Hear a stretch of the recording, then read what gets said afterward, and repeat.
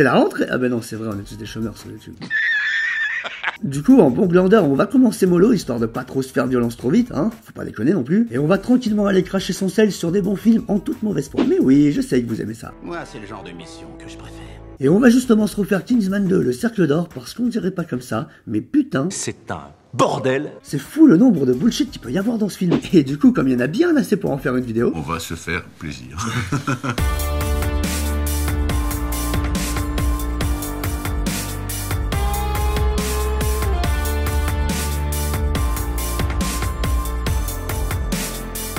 Et du coup, on va aller crescendo, ok, du moins pire au plus catastrophique. Ouh, et la numéro 1 est incroyable. Non mais vraiment, en plus la dernière elle est assez abusée. À un moment, je me suis demandé si je regardais Kingsman ou les X-Men.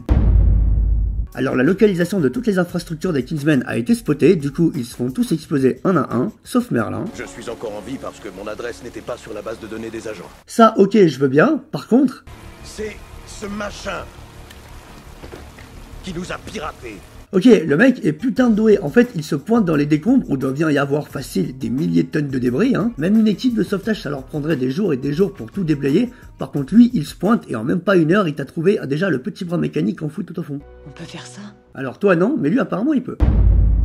Alors apparemment, Poppy, la petite méchante du film, possède des milliers de silos souterrains à travers le monde dans lesquels elle y entrepose les remèdes à son poison. Ok, tu vas me dire qu'à aucun moment, il n'y a aucun gouvernement qui a fini par spotter ça sur son territoire. Surtout que ce genre d'infrastructure, c'est un peu cramé quand même. Notre collègue Merlin, puisse-t-il reposer en paix, a su synthétiser votre horrible petite formule et accélérer ses effets. Attends, mais tout le temps que t'as mis pour améliorer le poison, t'aurais pas pu plutôt essayer de trouver un antidote ou un truc pour le retarder plutôt que de l'améliorer? Alors là, vous allez voir, les méchants dans ce film, ils sont pas très malins, un peu comme dans plein de films, j'ai envie de dire. Comme ici, par exemple, où on a Eggsy qui s'extirpe de cette fâcheuse situation grâce à un super dérapage contrôlé. Alors ok, c'est stylé, mais putain, le truc prend au moins 15 secondes à se faire, c'est beaucoup trop long. Sauf que ces trois blaireaux là, putain, mais qu'est-ce qu'ils foutent exactement? Pourquoi ils le regardent comme ça sans rien faire? Mais leur connerie s'arrête pas là. Non, non, non, non, non. Parce qu'après, ils se mettent à le courser et, s'il te plaît, pause.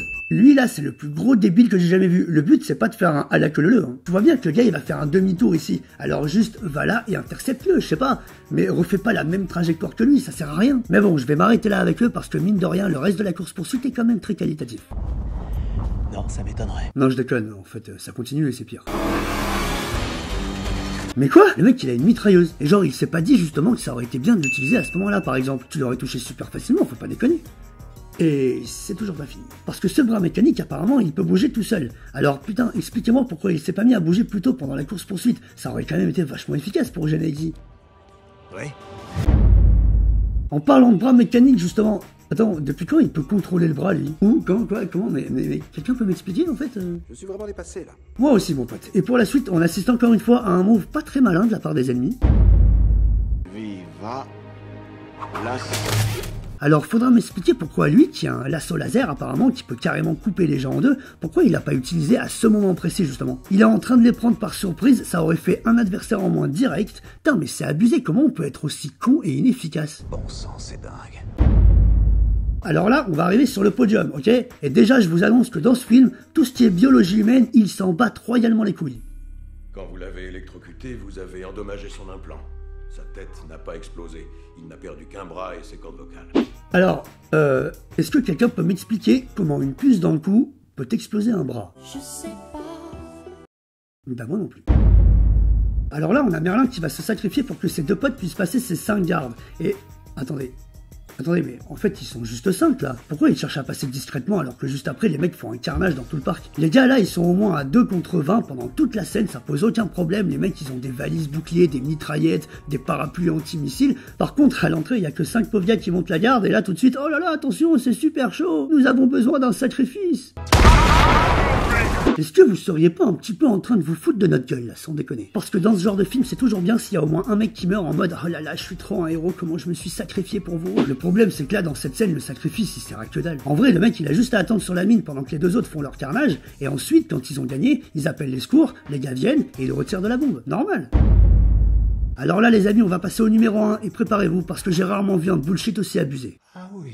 Ouais, à côté de j'ai des talons mais je cours plus vite qu'un T-Rex et je saute d'une antenne métallique de 200 mètres de haut, mais t'inquiète mon pote, j'atterris à pieds joints sans problème et en plus en ski parce que bon sinon c'est trop facile. Waouh, Numéro 1 donc, dans le premier film, on voit Galad qui se prend littéralement une balle dans la tête à bout portant, ok? Et figurez-vous les enfants que quand on se prend une balle dans la tête à bout portant, eh ben on meurt. Ah bon? Eh ben oui, c'est fou ça. Dis-moi pourquoi. Eh ben c'est simple mon petit ami, voilà ce que ça donne une balle qui traverse un corps à pleine vitesse.